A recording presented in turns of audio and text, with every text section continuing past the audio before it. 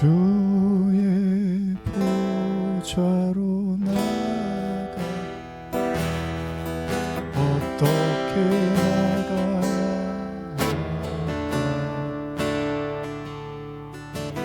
나를 원한 주의 십자가 그것을 믿으며 가 다시 한번 주의 보좌로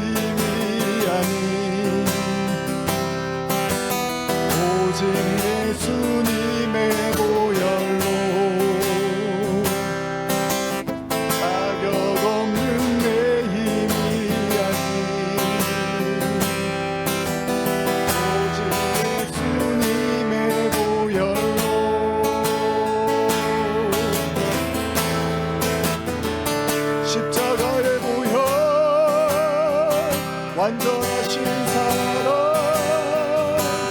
힘입어 나갑니다. 십자가의 보혈 완전하신 사랑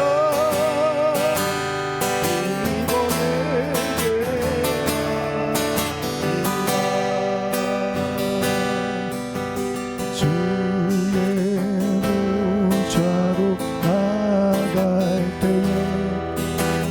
여전히 부족하나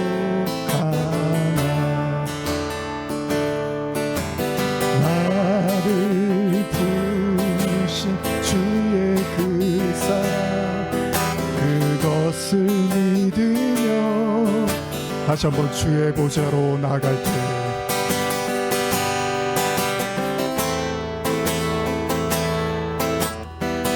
나 여전히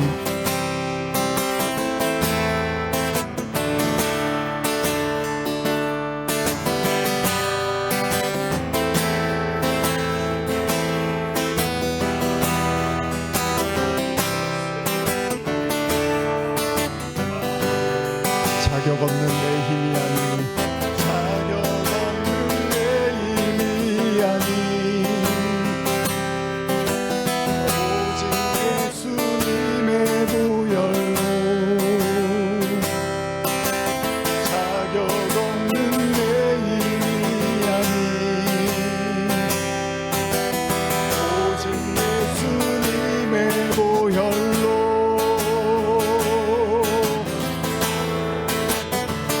십자가의 보혈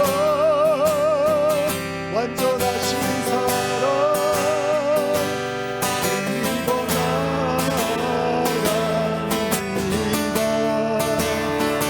십자가의 보혈 완전하신 사랑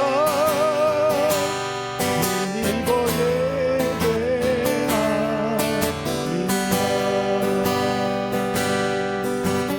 자격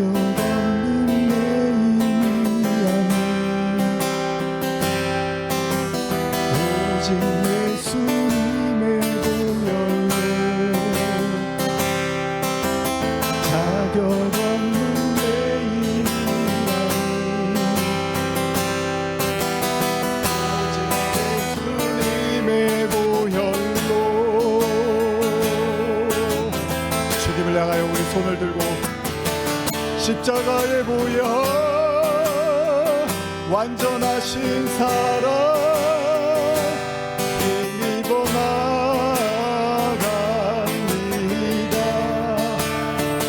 십자가의 보혈 완전하신 사랑 힘입어 예배합니다.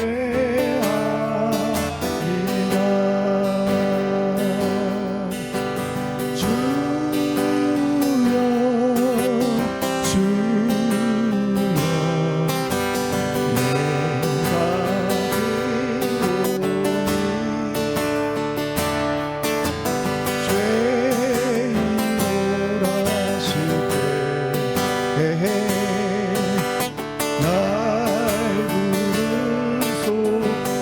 주여 주여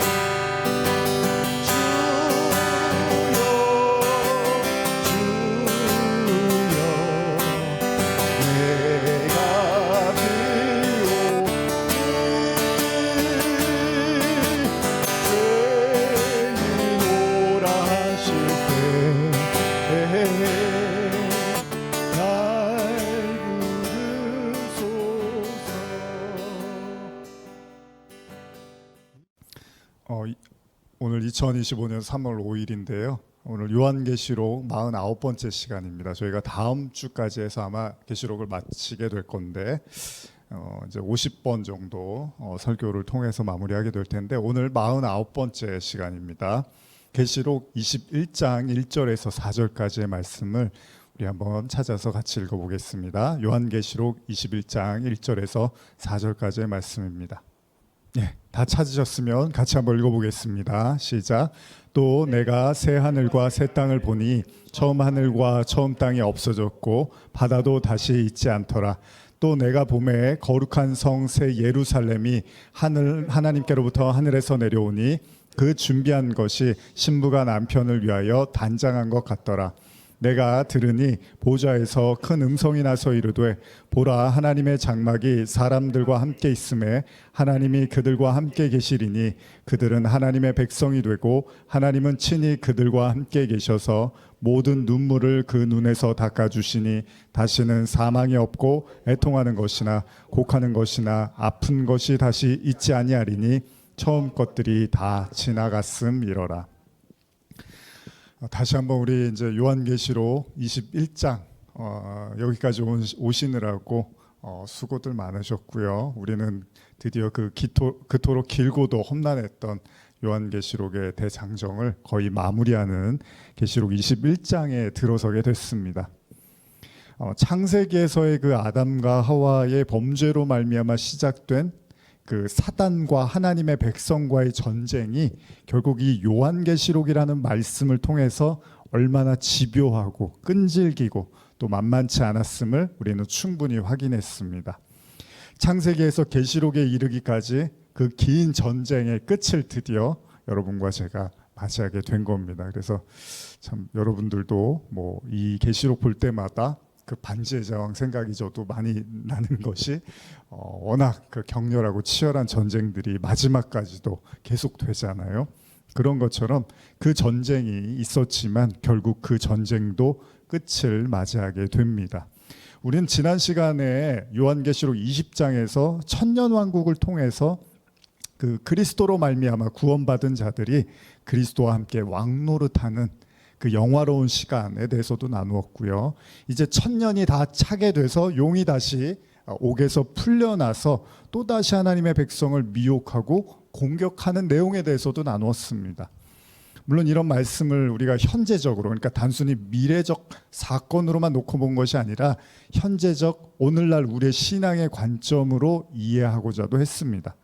그것은 무엇이었냐면요, 여전히 우리가 예수 그리스도를 믿고 구원받은 성도임에도 불구하고 이 천년 전, 그러니까 이 천년 왕국이라는 이 천년 동안 묶여서 그 힘을 발휘하지 못했지만 천년이 차게 되면서 다시 옥에서 풀려나서 이미 패배한 사단임에도 불구하고 계속해서 성도들을 넘어뜨리고자 하는 내용들에 대해서도 나누었습니다. 그리고 이 모든 전쟁이 의미하는 것은 마지막까지 성도들에게 끊임없이 공격을 해오지만 결국은 우리가 패배할 수 있도록, 우리의 구원이 취소될 수 있도록 하기 위해서 어마어마한 노력과 애를 쓰지만 그 전쟁은 결국은 우리 안에 남아있는 불신앙과 두려움, 그러니까 곡과 마곡의 전쟁으로도 나타나고 혹은 아마겟돈 전쟁으로도 나타난 것처럼 결과적으로는 하나님이 이런 악의 세력을 허락하시고 그 영적 전쟁을 허락하신 것은 우리 내면에 여전히 남아있는 그 하나님에 대한 불신앙과 두려움에 대한 그 모든 것들을 해소하고 또 무너뜨리고 온전한 믿음으로 만들어가기 위한 하나님의 허락하심이라는 것도 반복해서 나누었습니다. 그렇게 이제 여러분과 제가 계시록의 말씀을 나누어 가면서 이제 21장에 들어서게 됐습니다.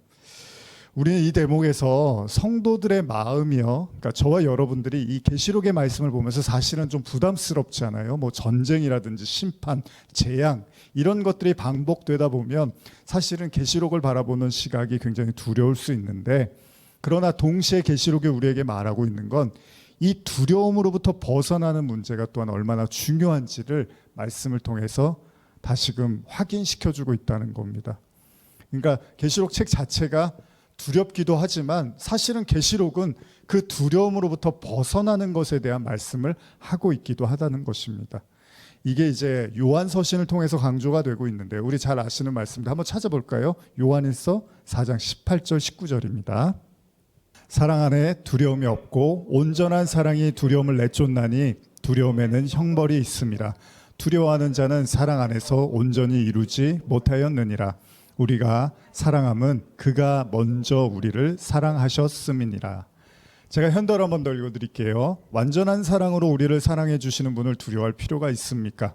하나님의 완전한 사랑은 하나님께서 우리에게 어떻게 하실 것인가에 대한 두려움을 다 몰아냅니다.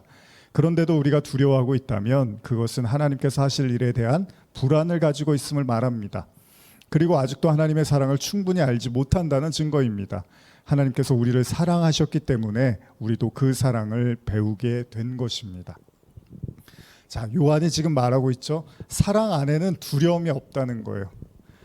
사랑 안에는 두려움이 없고, 그런데 우리가 여전히 두려워한다면, 지금 요한이 아주 단도직입적으로 말합니다. 우리가 여전히 두려워한다면 하나님을 신뢰하지 못하는 것이고, 이것은 나아가서 하나님이 우리 마음을 지배하는 게 아니라 여전히 우리를 두렵게 만드는 어떤 존재의 지배하에 놓여 있다는 이야기이기도 합니다. 그렇기 때문에 사랑 안에서 온전히 이루지 못한 자는 그 두려움이라는 형벌을 피할 수 없다는 거죠. 그러니까 사실 우리가 오늘 본문인 새하늘과 새 땅을 굳이 이야기하지 않는다 하더라도요, 사실 저와 여러분들이 이런 마음의 두려움이 없는 상태, 다른 말로 이걸 뭐라고 하냐면 사랑으로 충만한 상태라는 거잖아요.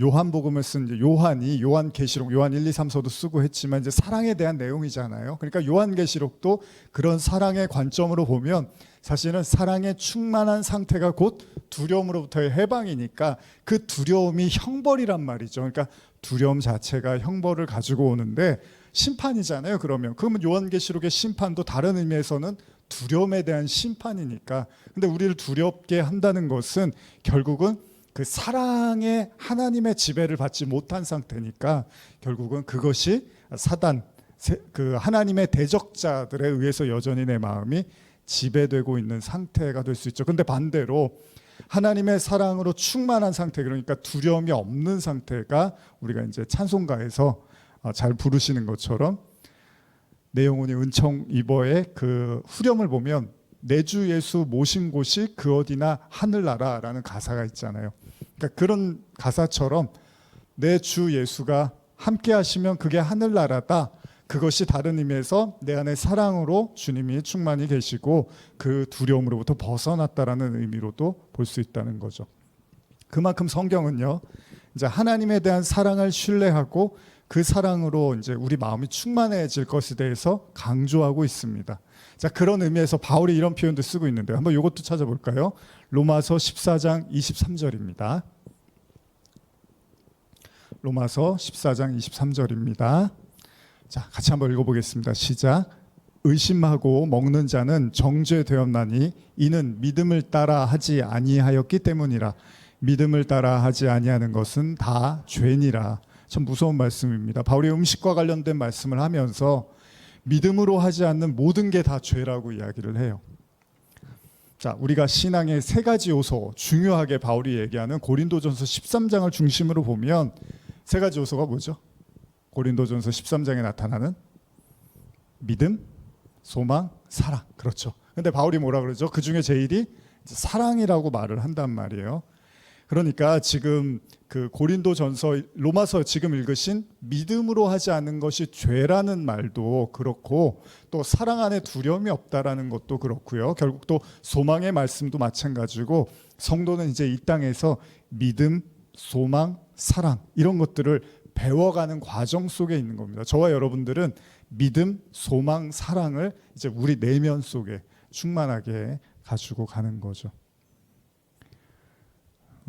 오늘 이 설교를 들으시면 제가 오늘은 다 다루지 않겠지만 다음 주에 나누겠지만 한 가지만 좀 여러분들이 이렇게 마음속에 좀 가지고서 말씀을 들으시면 더 좋을 것 같아요. 그게 뭐냐면 자, 이렇게 우리가 눈으로 본다라고 하죠. 오감이라고 하죠. 그래서 뭐 시각, 그다음에 청각, 후각, 뭐 촉각, 그다음에 또 미각 이런 걸 통해서 우리가 이제 사물을 인식하고 느끼는데 제가 오늘 이제 말씀을 묵상하고 하는 가운데서 좀 그런 생각들이 들었습니다.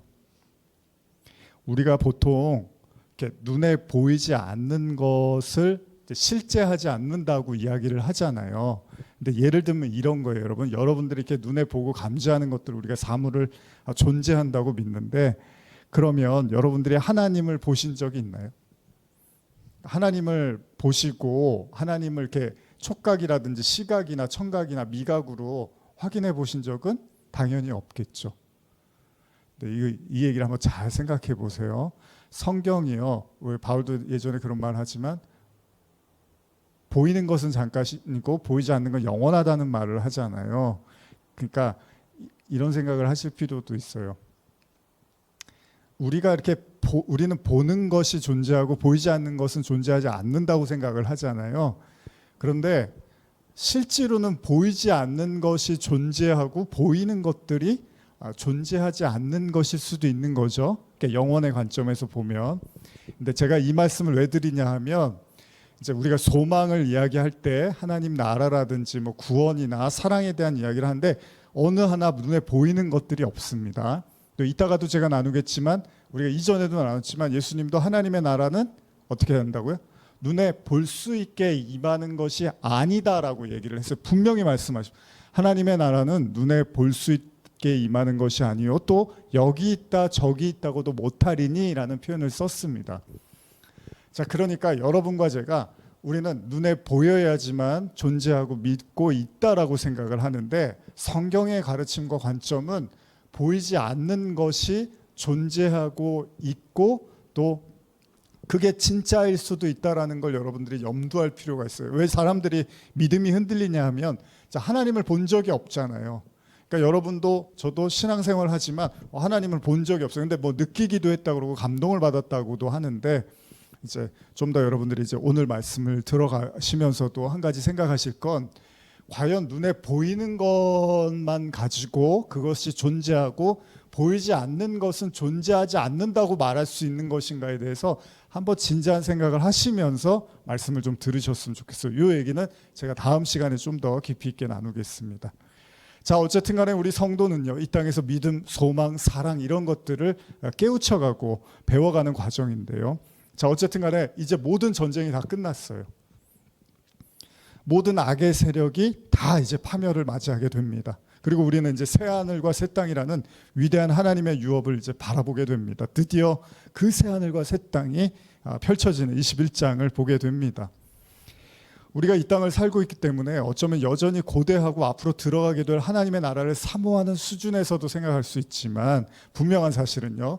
우리가 계시록을 나누면서 수차례 강조한 것처럼 하나님 나라는 어떻다고요? 죽음 이후에만 가는 것이 아니라 이 땅을 사는 성도들에게도 여전히 유효하다는 거예요. 그래서 그걸 잘 표현해 주는 게 이미와 아직이라는 말로도 이제 하나님 나라를 설명한단 말이에요. 그러니까 여러분들은 아직 죽어서 그 완전한 그 영원한 몸 상태에서 그 영생, 그 하나님 나라를 누리지 못하지만 그럼에도 불구하고 이미 여러분들은 또 이 육신을 입고 있지만 그 속에서 하나님 나라를 살고 있다는 거잖아요.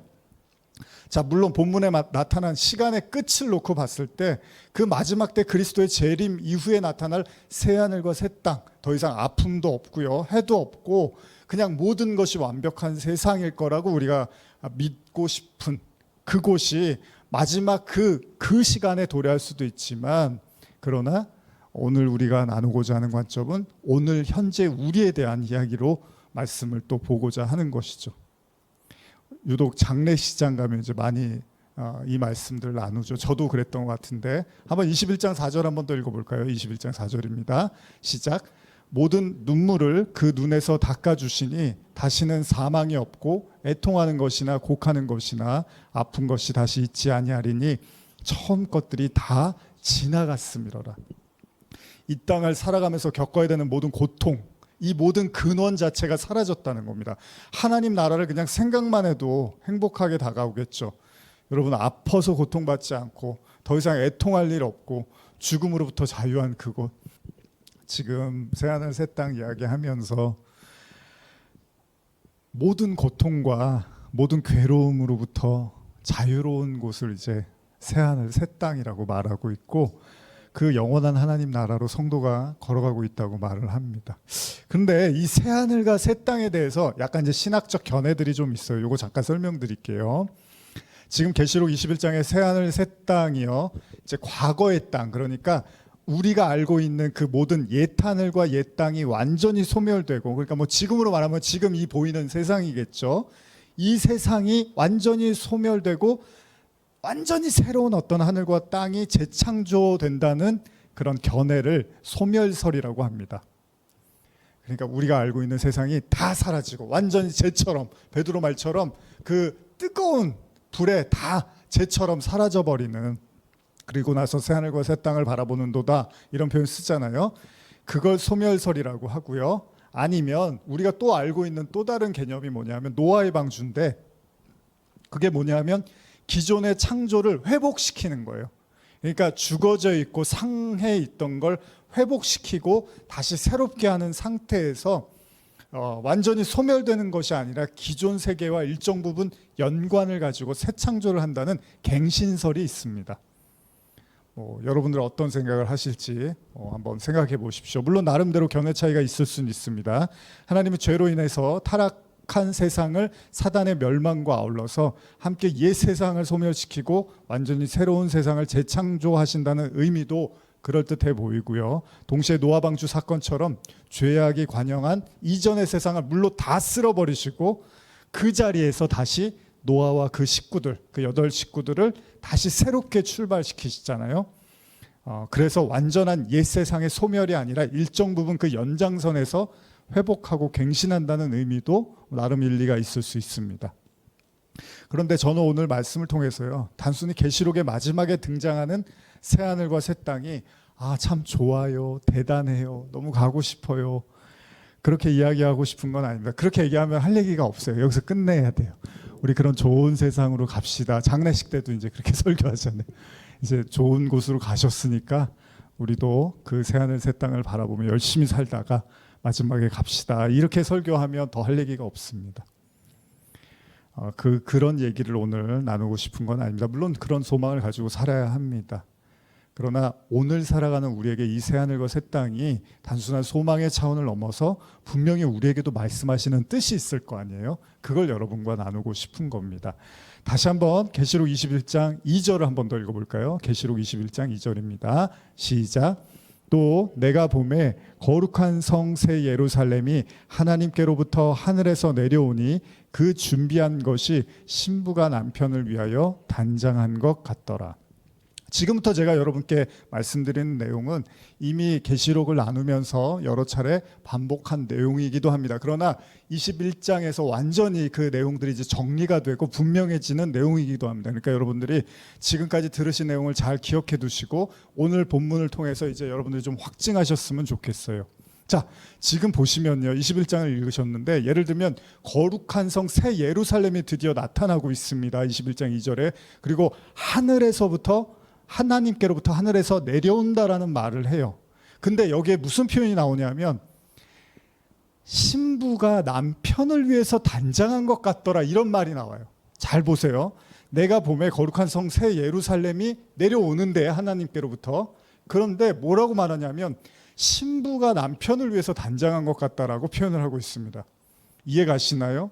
새 예루살렘이요, 단순한 외향적 모습을 강조하는 것이 아니라 새 예루살렘의 가장 중요한 의미가 신랑 되신 주님과 신부와의 어떤 관계를 지금 묘사하고 있다는 거예요.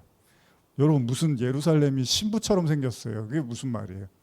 그러니까 단순한 그냥 뭐 단장을 했대, 예루살렘이 되게 예쁜가 봐, 이런 얘기가 아닐 거 아니에요. 근데 이 3절을 보시면 조금 더 강조하고 있는데 한번 읽어보겠습니다. 21장 3절입니다. 시작. 내가 들으니 보좌에서 큰 음성이 나서 이르되 보라 하나님의 장막이 사람들과 함께 있음에 하나님이 그들과 함께 계시리니 그들은 하나님의 백성이 되고 하나님은 친히 그들과 함께 계셔서. 자, 새하늘과 새 땅에서 굉장히 중요한 본질이 뭐냐 하면요, 여러분, 사실 어렵지 않습니다. 계시록은 여기도 지금 나타나고 있는 것처럼 하나님과 성도의 매우 친밀한 상태를 강조하고 있습니다. 자, 이런 신앙의 요소는요, 당연한 거죠. 당연한 건데 그럼에도 불구하고 계시록 마지막 장면에서도 강조를 하고 있어요. 그만큼 중요한 내용이라는 거예요. 자, 여기 보시면은 하나님의 장막이 사람들과 함께 있음에 하나님이 그들과 함께 계시니, 이런 표현들이 계속 반복하고 있다는 겁니다. 그리고 우리는 이미 앞서서요, 이런 성전의 개념을 또 뭐라고 했죠? 바울이 말한 성령의 전으로도 설명을 했단 말이에요. 우리 마음속에 성령이 계시면 또 여러분들이 하나님 나라고 성령의 전이라고 됐어요. 그러니까 이게 다 무슨 얘기냐면요, 계시록 끝에서나 나타나게 될 새 예루살렘이지만 사실은 하나님이 여러분과 이미 함께 하신다는 거잖아요. 그러니까 예수님이 아이를 낳으리니 이름을 임마누엘이라고 해라, 천사가 이렇게 얘기를 했잖아요. 그러니까 하나님이 함께 하시다라는 사실을 성경이 굉장히 강조를 하고 있고, 지금 계시록에서도 함께 계시리니 함께 있음에, 이런 내용을 통해서 성도와 하나님과의 그 밀착적인 관계에 대해서 말하고 있다는 겁니다. 다시 말하면요, 계시록 끝에서나 나타나게 될 새 예루살렘이지만 하나님은 분명히 이 땅을 사는 성도들에게도 성령을 통해서 그 하늘의 장막을 맛보게 하신다는 거예요. 그래서 아까 제가 말씀하신 하나님 나라의 특성을 예수님이 누가복음 17장 20절 20절 너무 많이 읽어서 제가 읽어드릴게요. 바리새인들이 하나님의 나라가 어느 때에 임하나이까 이렇게 묻습니다.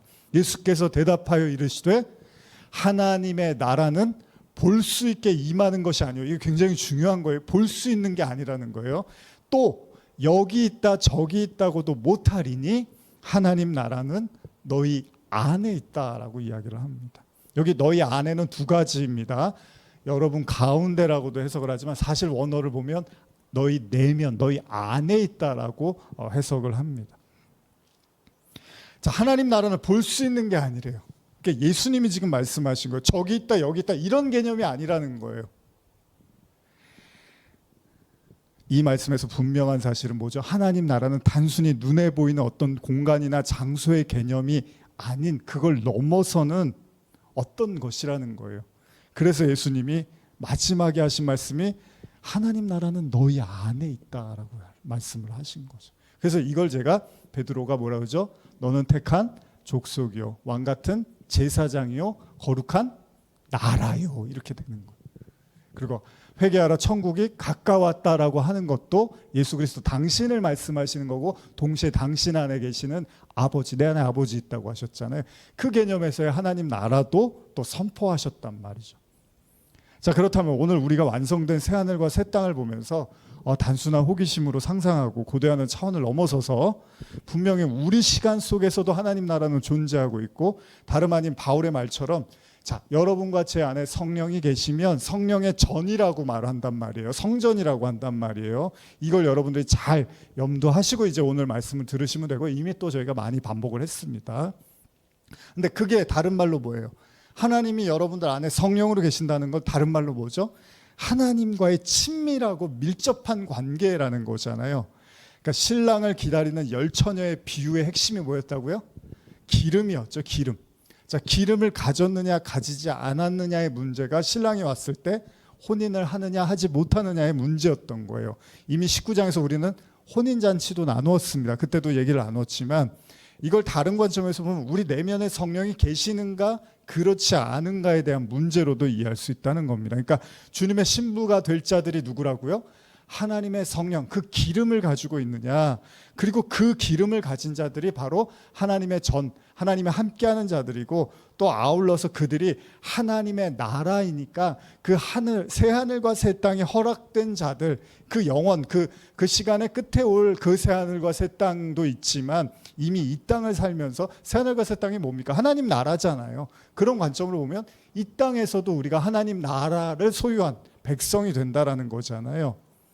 자, 그렇기 때문에 이제 한번 잘 들어보세요. 되게 중요해요. 다음 구절에서 예수님은요, 성령을 연상케 하는 생명수 샘물을 말씀하십니다. 그리고 그들이 바로 자신의 아들, 즉 자녀임을 말씀하시는데, 요거 한번 읽어볼게요. 21장 5절에서 7절입니다. 계시록 21장 5절에서 7절입니다. 시작. 보좌에 앉으신 이가 이르시되 보라 내가 만물을 새롭게 하노라 하시고, 또 이르시되 이 말은 신실하고 참되니 기록하라 하시고, 또 내게 말씀하시되 이루었도다. 나는 알파와 오메가요 처음과 마지막이라. 내가 생명수 샘물을 목마른 자에게 값없이 주리니 이기는 자는 이것을 상속으로 받으리라. 나는 그의 하나님이 되고 그는 내 아들이 되리라. 여기도 잘 보시면요, 생명수 샘물을 목마른 자에게 값없이 주겠다라는 말씀이 나오고, 이것들을 이기는 자가 상속받는데 그는, 나는 그의 하나님 되고 그는 내 아들이 된다라고 말씀을 하고 있어요. 자, 우리는 이 말씀 또한 이미 신약에서 여러 구절을 통해서 확인을 했습니다. 무슨 말이냐면요, 완성된 새 예루살렘은요, 결국 이 땅을 살아가는 성도들의 신앙 여정에도 분명히 감지가 되어진다는 거예요. 우리가 이걸 성화라고 하죠. 그러니까 성도는 이 땅에서 하나님의 나라 성전으로 지어져 간다고도 하죠, 성경에서. 그런 과정 속에서 우리는 그 하나님 나라를 조금씩 맛보고 있다는 거예요. 여러분들 안에서도 지금 그 하나님의 임재를 통해서 하나님의 나라를 맛보고 있다는 거죠. 우리가 좀 오랜 시절로 돌아가 보면 뭐 찬양 집회라든지 그런 뜨거운 어떤 여러분들이 예배의 깊은 곳으로 들어가다 보면 하나님의 임재를 경험하잖아요. 그럴 때 여러분들 마음속에 정말 새하늘과 새 땅처럼 막 눈물이 없고 아픔이 없고 고통이 없는 그 하나님이 주시는 그 충만한 위로와 평안과 은혜를 경험하게 되잖아요. 그런 것들이 바로 하나님의 나라를 맛보는 거잖아요. 근데 그런 것들이 여러분들의 삶에서 조금씩 더 드러나게 된다는 것입니다. 자, 많은 사람들이 매우 중요하게 여기는 로마서 8장의 말씀, 뭐 자주 읽었지만 이제 정리하는 과정에서 한 번 더 말씀을 읽었으면 좋겠습니다. 로마서 8장 14절에서 17절입니다. 찾으셨으면 한번 천천히 읽어보겠습니다. 시작. 무릇 하나님의 영으로 인도함 받는 사람은 곧 하나님의 아들이라. 너희는 다시 무서워하는 종의 영을 받지 아니하고 양자의 영을 받았으므로 우리가 아빠 아버지라고 부르짖느니라. 성령이 친히 우리의 영과 더불어 우리가 하나님의 자녀인 것을 증언하시나니 자녀이면 또한 상속자 곧 하나님의 상속자요 그리스도와 함께한 상속자니 우리가 그와 함께 영광을 받기 위하여 고난도 함께 받아야 할 것이니라. 그렇습니다. 바울 역시도 계시록에서 그 생명수 샘물이 뭐죠? 그것이 지칭하는 게 바로 성령이란 말이죠. 그 성령으로 인도함 받는 자들이 종의 영이 아니라 양자의 영을 받은 자들이고 그들이 하나님의 아들이라고 한단 말이에요. 자녀가 됐다는 거죠. 그리고 그들이 하나님의 상속자가 됐다는 거예요. 그게 바로 뭘 상속받는 거죠? 하나님의 나라를 유업으로 받게 되는 거예요. 근데 어떻게 해요? 고난도 함께 받아야 한다라고 이야기를 하고 있습니다. 자, 계시록 21장 7절을 제가 한번 다시 읽어드리면 이기는 자는 이것을 상속으로 받으리라. 나는 그의 하나님이 되고 그는 내 아들이 되리라. 이런 내용이 있습니다. 그러니까 이기는 자라는 표현에서 그렇게 하나님의 성령을 통해서 양자가 된 자. 근데 우리가 지난 시간에도 뭐 아마겟돈 전쟁이라든지 천년이 차게 되면서 용이 옥에서 풀려나는 내용을 통해서도 배웠지만 성도에게는 끊임없이 영적 전쟁이 허락된다는 거죠. 오늘도 이제 제가 예배를 편집하면서 한번 다시 들으면서 또 생각하게 되는 게 지난번에 제가 말씀드렸지만 바울이 굉장히 믿음으로 이미 충만하고 굉장히 어떻게 보면 성화된 아주 좋은 믿음을 가졌던 사람이죠. 근데 바울에게 어떻죠? 영적 전쟁이 없었나요? 고난이 없었나요? 마귀의 시험이 없었나요? 그게 아니었죠. 너무 괴로워서 고린도 말씀에 보면 바울이 너무 괴로워서 하나님께 3번을 기도했는데 하나님이 뭐라고 하시죠? 내 은혜가 내게 족하다라고 말씀을 하시면서 사단의 가시를 허락했다라는 말씀을 하시게 되죠. 이제 그런 내용들을 우리가 나눴었습니다. 그러니까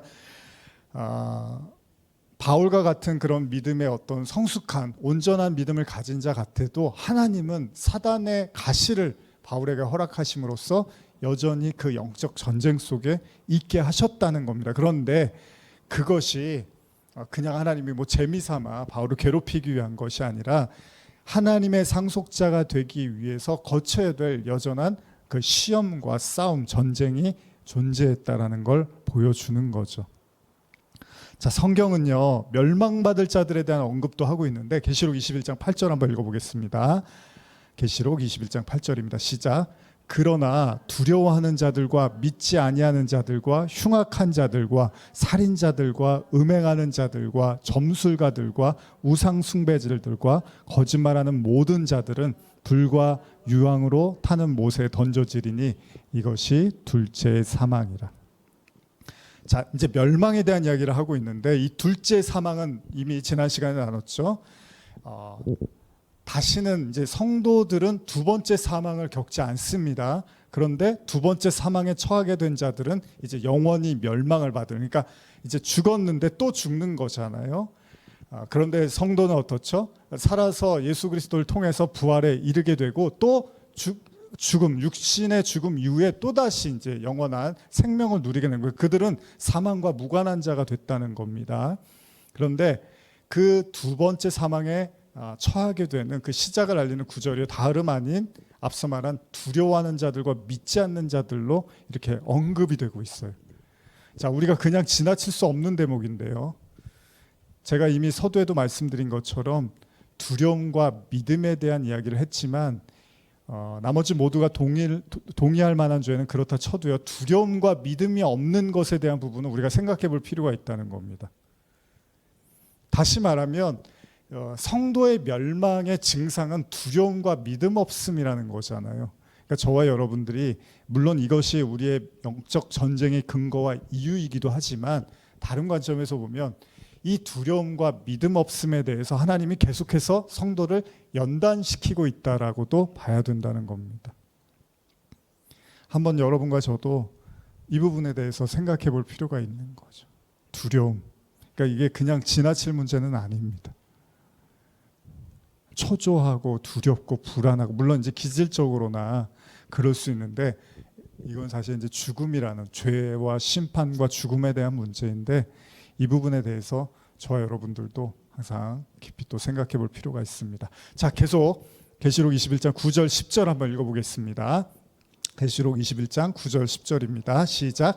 일곱 대접을 가지고 마지막 일곱 재앙을 담은 일곱 천사 중 하나가 나와서 내게 말하여 이르되 오라, 내가 신부 곧 어린 양의 아내를 내게 보이리라 하고 성령으로 나를 데리고 크고 높은 산으로 올라가 하나님께로부터 하늘에서 내려오는 거룩한 성 새 예루살렘을 보이니, 거룩한 성 예루살렘을 보이니. 자, 요한은 계속된 환상을 통해서 마지막 일곱 재앙, 그러니까 마지막 일곱 재앙을 담은 일곱 천사 중 하나가 자, 어린 양의 신부를 자신에게 보여주겠다고 합니다. 그리고 성경은요, 우리가 생각하는 꽃단장을 한 신부를 데리고 나와서 아가서 말씀처럼 그 아름다움을 묘사할 것이라는 기대와는 달리요, 앞서 읽었던 하늘에서 내려온 새 예루살렘 성. 근데 그 새 예루살렘 성이 어땠다고요? 그 준비한 것이 신부가 남편을 위해서 단장한 것과 같다라는 내용이 있었잖아요. 근데 여기도 보면요, 그 준비한 것이 신부가 남편을 위해 단정한 것과 같은 그 성을 또 언급을 하고 있습니다. 그래서 21장 9절에 보시면 일곱 대접을 가지고 마지막 일곱 재앙을 담은 일곱 천사 중 하나가 나와서 내게 말하여 이르되 이리 오라, 내가 신부 곧 어린 양의 아내를 내게 보이리라 하고 성령으로 나를 데리고 크고 높은 산으로 올라가 하나님께로부터 하늘에서 내려오는 거룩한 성 예루살렘을 보이니. 이해 가시나요? 아까도 새 예루살렘을 보여주면서 신부가 남편을 위해서 단장한 것 같다 그랬잖아요. 근데 지금도 아내를 보여주겠다고 하면서 하나님께로부터 하늘에서 내려오는 거룩한 성 예루살렘을 또 보여주고 있어요. 사실 이게 제일 중요한 내용입니다, 오늘. 자, 일단 말씀 계속 읽어보겠습니다. 21장 10절 11절입니다. 시작. 성령으로 나를 데리고 크고 높은 산으로 올라가 하나님께로부터 하늘에서 내려오는 거룩한 성 예루살렘을 보이니 하나님의 영광이 있어 그 성의 빛이 지극히 귀한 보석 같고 벽옥과 수정이 맑더라. 벽옥과 수정같이 맑더라. 잘 들어보세요. 자, 신부가 마치 화장을 한 것처럼 묘사하듯이 그 예루살렘을 묘사하면서 그 성의 빛이 보석같이 아름답다라고 지금 묘사를 하고 있어요. 자, 보석과 관련해서는 이미 계시록 4장에서 나누었습니다. 그래서 제가 깊이 나누지는 않겠습니다. 어쨌든 신부를 보여주겠다는 천사가 다시금 예루살렘 성을 설명하고 있다는 거예요. 그 내용들을 한번 좀 더 구체적으로 어떤 설명을 하고 있는지 볼게요. 21장 12절에서 17절까지입니다. 한번 이것도 쭉 읽어보겠습니다. 같이 시작. 크고 높은 성곽이 있고 12문이 있는데 문에 12천사가 있고 그 문들 위에 이름을 썼으니 이스라엘 자손 12지파의 이름들이라. 동쪽의 세 문, 북쪽의 세 문, 남쪽의 세 문, 서쪽의 세 문이니 그 성의 성곽에는 12기초석이 있고 그 위에는 어린 양의 12사도의 12이름이 있더라. 내게 말하는 자가 그 성과 그 문들과 그 성곽을 측량하라고 금 갈대자를 가졌더라. 그 성은 네모가 반듯하여 길이와 넓이가 같은지라. 그 갈대자로 그 성을 측량하니 12,000스타디온이요 길이와 넓이와 높이가 같더라.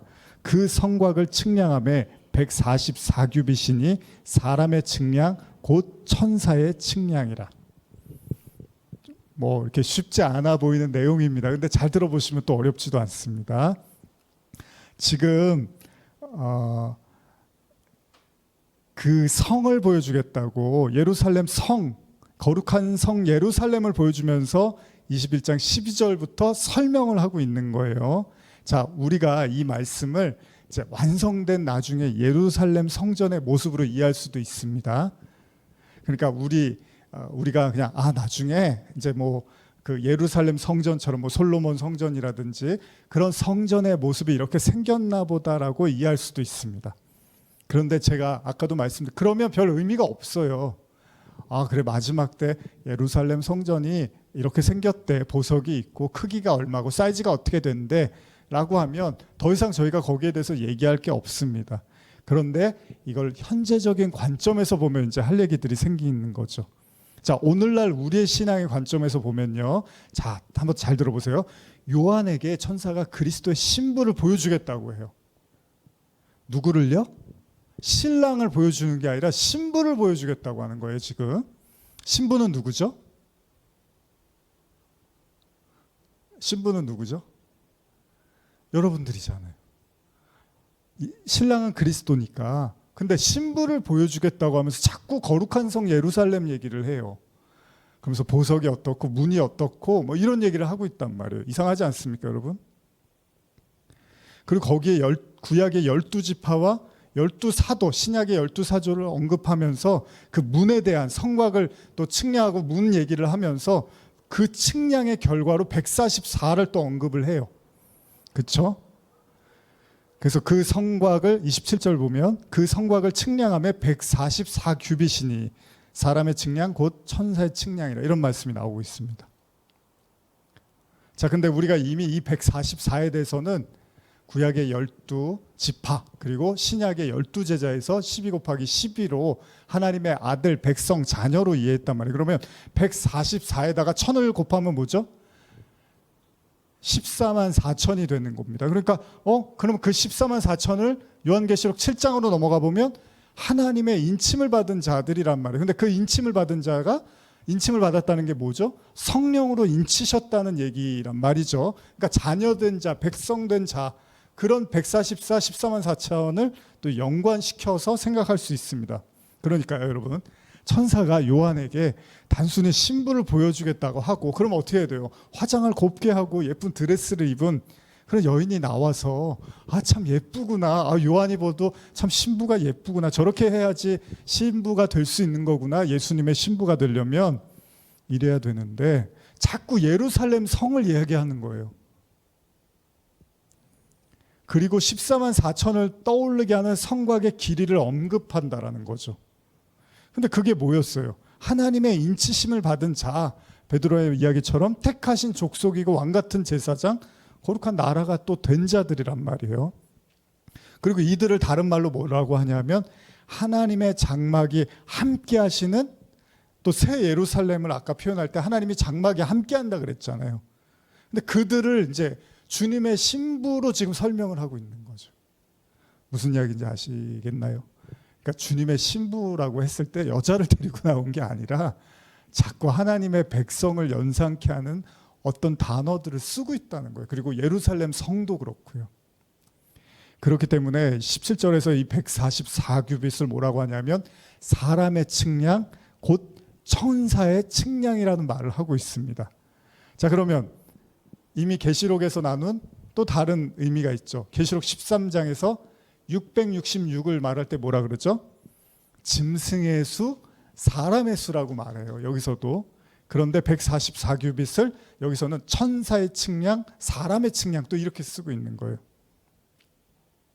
그러니까 이 천사의 측량이라는 표현을 통해서 이들이 바로 하나님의 말씀으로 인해서 하나님의 나라로 지어진 자들이라는 것도 우리가 연상할 수 있다는 겁니다.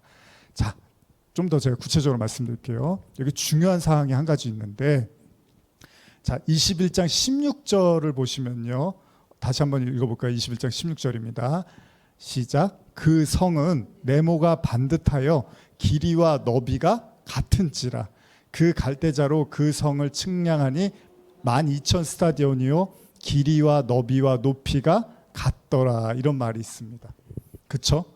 그런데 이 내용이, 자, 16절의 내용을 보면 네모 반듯하다라는데 길이와 너비가 같은 뭐죠? 정사각형이라는 얘기잖아요. 정사각형. 길이와 너비와 높이가 같다는 거예요. 그럼 정사각형, 정육면체라는 이야기를 하고 있단 말이에요. 근데 이게 우리가 이미 나눴죠. 구약에 나타난 성전의 모습에서 보면 성소하고 지성소가 있단 말이에요. 그런데 정사각형이 어디죠? 성소하고 지성소 중에 지성소. 그렇죠. 그러니까 세 등분해서 그 성소는 이제 3분의 2라고 보시면 되고 3분의 1이 지성소인데 그 정사각형입니다. 그러니까 구약에 나타난 성전의 모습에서 성소와 지성소의 모습을 유추해 볼 수 있는데, 우리가 이미 나눴죠. 대제사장이 1년에 한 번 대속죄일에만 들어갈 수 있는 하나님의 임재를 상징하는 곳이잖아요. 그런데 그 성막 안의 지성소의 길이가 10규빗이란 말이에요. 그리고 이제 성전, 이건 성막이고 성전 안에서의 지성소의 크기는 20 곱하기 20규빗이란 말이죠. 다 뭐죠? 정사각형이란 얘기입니다. 그런데 지금 예루살렘 성전도, 새 예루살렘 성전도 어떻다고요? 16절 보시니까 네모 반듯하여 길이와 너비가 같은지라, 이렇게 이야기를 하고 있단 말이죠. 그러면 우리가 이미 나눴지만 이걸 다 연결해서 생각해 보면 뭐죠? 지금 계시록에 나타난 새 예루살렘의 길이와 너비와 높이가 같은 정육면체임을 모양하고 있는 게 가로 세로가 같은 정사각형이었던 지성소를 떠올리게 충분하다는 겁니다. 무슨 얘기입니까? 주님의 신부를 묘사하는 새 예루살렘은 하나님의 인침을 받은 14만 4천으로도 묘사가 됐었고, 나아가서 이들이 하나님의 임재, 여러분 장막이 거했다라는 거잖아요. 여러분과 제가 지성소, 성소를 넘어서 지성소에 들어갈 수 있는 사람이 되면 그게 대제사장인 거잖아요. 그래서 베드로가 너희는 택한 족속의 왕 같은 제사장이요 할 때 그냥 하는 얘기가 아니에요. 여러분, 여러분들한테 왕 같은 제사장이라고 할 때는 뭐예요? 성소까지만 들어가는 사람이 아니에요. 지성소까지 들어가는 사람한테 왕 같은 제사장이란 말을 쓴단 말이에요. 그 얘기는 뭐예요? 지금 요한계시록 21장은 하나님의 임재, 온전한 임재 속으로 들어갈 수 있는 자들이 새 예루살렘이고 새 하늘 새 땅이고, 그들이 바로 하나님의 신부가 될 자들이라는 거죠. 그걸 14만 4천으로도 얘기했고, 이미 바울은 고린도서 말씀으로 여러분들 안에 성령이 계시면 하나님의 성전이다라고 이야기를 한 거예요. 여러분, 성전이 뭐죠? 하나님이 임재하시는 곳을 성전이라고 하잖아요. 수학 시간 같아요, 지금 표정들이. 사실 이게 되게 중요한 내용이거든요. 이게 지금 거의 완결판, 결정판이거든요, 지금 21장이. 그러니까 여러분들이 그동안 막 새하늘 새 땅 천국 이거 막 얘기만 듣던 게 지금 이런 얘기 다 해주고 있었던 거예요. 그러니까 신부 얘기 자꾸 하는데 왜 새 예루살렘을 데리고 나옵니까? 신부를 데리고 나와야 되는데 갑자기 성전 얘기를 하고 크기 사이즈 얘기하다가 정사각형이 어쩌고 정육면체가 어떻고 보석 얘기를 하는 거예요. 그게 뭐냐면 여러분들을 얘기하는 거예요. 하나님의 임재, 지성소, 우리가 그리스도의 피로 말미암아 우리가 어떻게 하나님께 나갈 수 있습니까? 우리가 그리스도의 피로 갈 수 있다고 하잖아요. 성소 안으로 들어갈 수 있다고 하잖아요. 그렇게 된 자들이 바로 하나님의 장막에 함께하는 자들이고, 그리고 이러한 유추는 성곽의 보석들을 설명하는 다음 구절을 통해서 더 명확하게 나타나고 있습니다. 한번 계속 읽어보겠습니다. 21장 18절에서 21절입니다. 시작. 그 성곽은 벽옥으로 쌓였고 그 성은 정금인데 맑은 유리 같더라. 그 성의 성곽의 기초석은 각색 보석으로 꾸몄는데 첫째 기초석은 벽옥이요, 둘째는 남보석이요, 셋째는 옥수요, 넷째는 녹보석이요, 다섯째는 홍마노요, 여섯째는 홍보석이요, 일곱째는 황옥이요, 여덟째는 노곡이요, 아홉째는 담향옥이요, 열째는 비치옥이요, 열한째는 청옥이요, 열두째는 자수정이라. 그 12문은 12진주니 각 문마다 한 개의 진주로 되어 있고 성의 길은 맑은 유리 같은 정금이더라. 자, 여기 성곽에 나타나는 정금은 지성소와 성소의 나머지가 금으로 되어 있었던 솔로몬 성전을 생각나게 하는데요. 정금이라는 건 점도 없고 흠도 없는 정결한 상태의 거룩한 신부의 모습을 묘사하고 있는 겁니다. 그리고 좀 전에 언급했던 지성소를 떠오르게 하는 예루살렘의 모습이 묘사되고 있는데, 이게 이제 정말 중요한 구절입니다. 21장 22절 23절입니다. 이거 한번 같이 읽어볼게요. 시작. 자, 이거 되게 중요한 거예요. 되게 정말 나중에 제가 없더라도 이 구절 되게 중요하다 이렇게 생각하시면 되는 거예요. 시작. 성 안에서 내가 성전을 보지 못하였으니 이는 주 하나님 곧 전능하신 이와 및 어린 양이 그 성전이심이라. 그 성은 해나 달의 비침이 쓸데없으니 이는 하나님의 영광이 비치고 어린 양이 그 등불이 되심이라. 이 정말 중요한 말씀. 요한이 이제 드디어 말을 해버리는 거예요.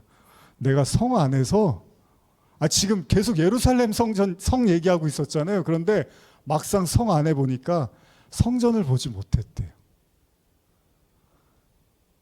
왜냐하면 주 하나님 곧 전능하신 이와 어린 양 자체가 그 성전이었다.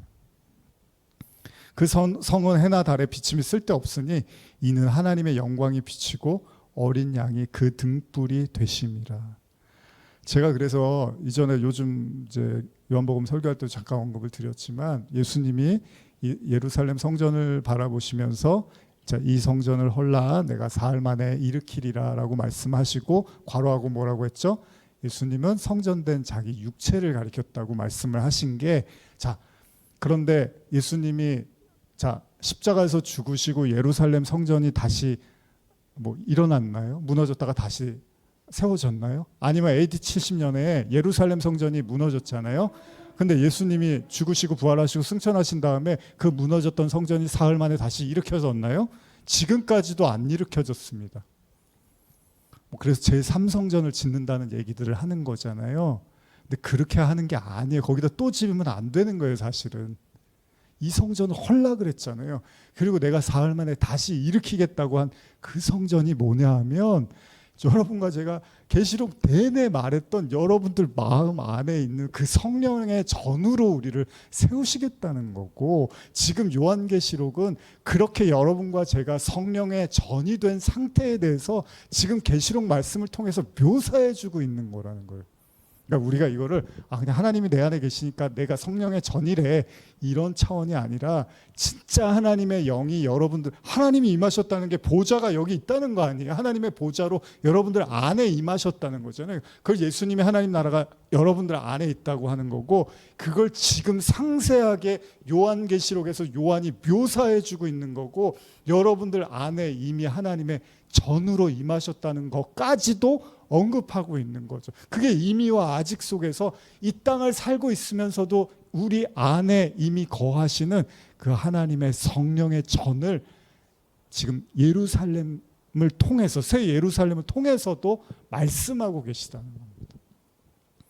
그래서 이게 미래적인 의미도 중요하지만, 그 완성된 그 하나님 나라도 중요하지만, 지금 이 땅을 살아가는 여러분들 안에서 이루어지는 하나님의 성전도 굉장히 중요한 위치가 있다는 겁니다. 그래서 고린도전서 3장 16절에 너희는 너희가 하나님의 성전인 것과 하나님의 성령이 너희 안에 계시는 것을 알지 못하느냐라고 말을 하고 있고, 이게 예수님이 사흘 만에 일으키겠다고 하신 성령의 전이었다는 겁니다. 그러니까 이 성전을 이제 여러분들이 소유하셔야 되는데, 그거를 모르는 사람들은 자꾸 뭐를 짓겠대요. 주님이 다시 오는 걸 위해서 자꾸 돈을 걷어서 뭘 지어야 된다는 거예요.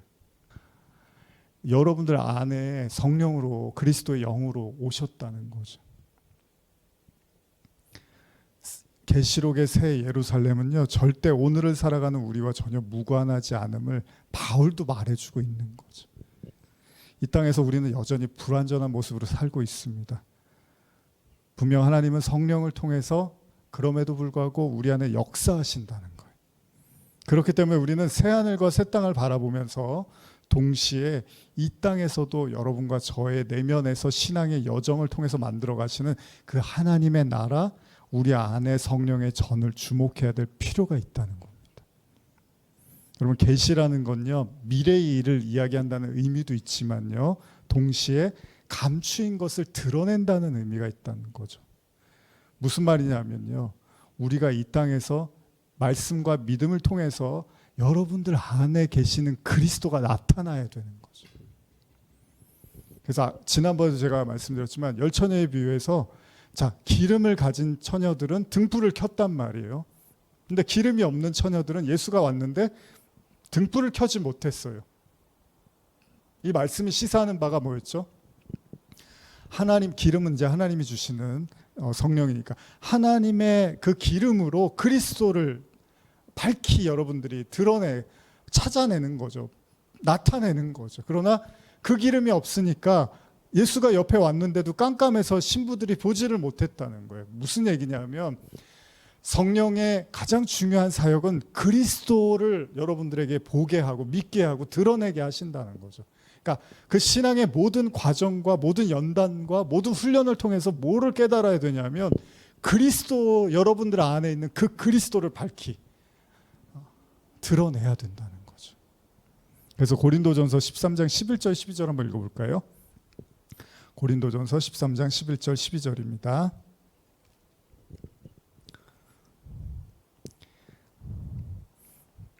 자, 한번 찾으셨으면 같이 읽어보겠습니다. 시작. 내가 어렸을 때에는 말하는 것이 어린아이와 같고 깨닫는 것이 어린아이와 같고 생각하는 것이 어린아이와 같다가 장성한 사람이 되어서는 어린아이의 일을 버렸노라.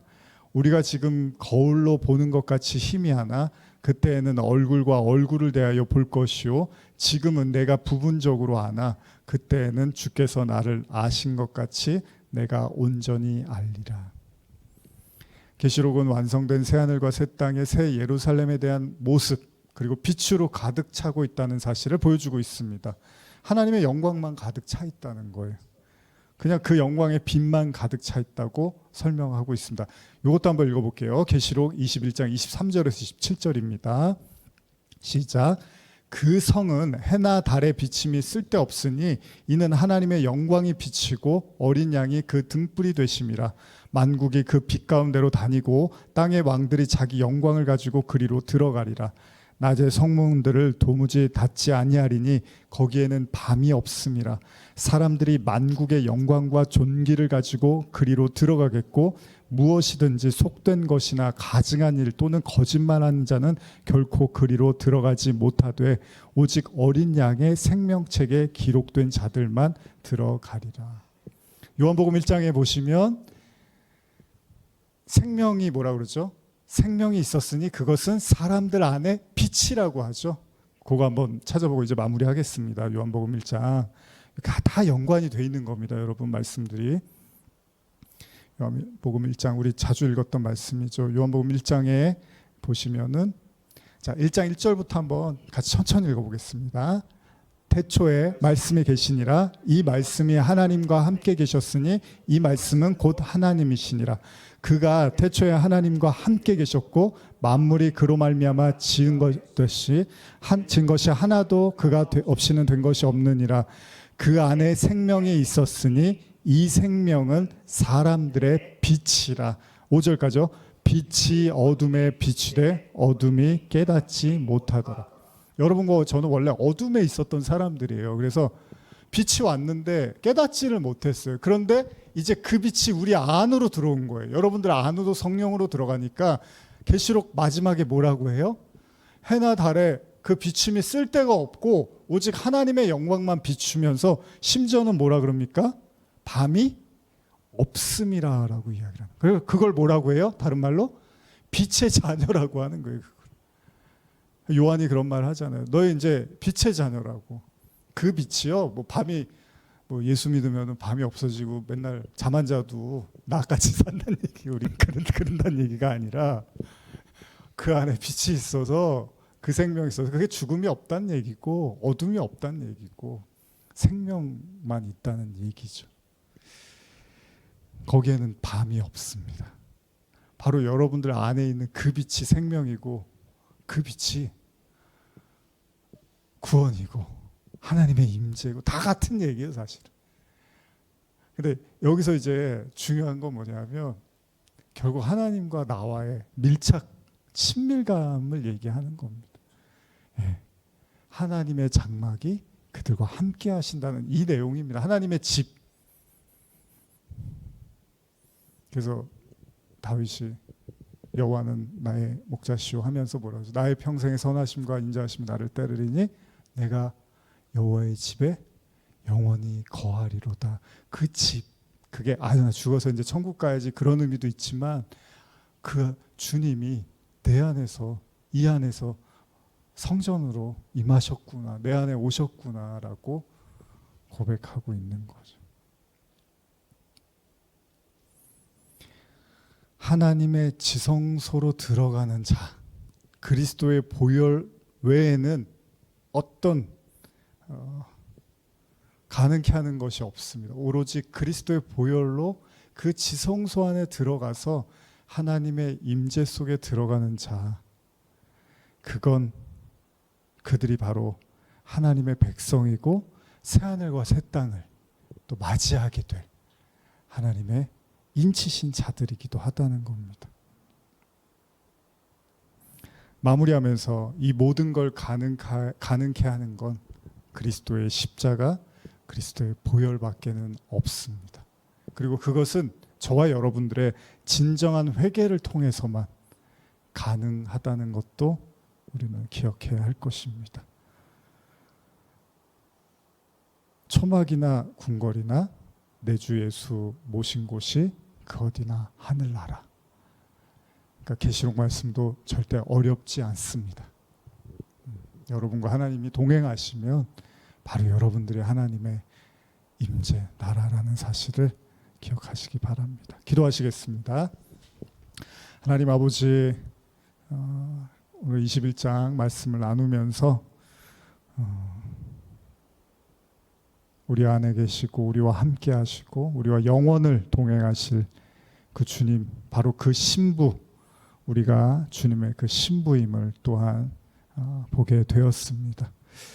주님을 간절히 기다리고 목 놓아 애타게 부르짖으며 지금도 주님을 기다리는 수많은 주님의 신부들이 있습니다. 주님, 주님의 사랑과 은혜로 성령으로 함께하여 주셔서 그 영원한 기쁨과 소망 속에서 그 새하늘과 새 땅을 바라보며 이 험난하고 어두운 땅 오늘도 빛으로 걸어가게 하여 주시옵소서. 귀한 발걸음 주님 허락하심을 감사드리며 예수님의 이름으로 기도합니다. 아멘.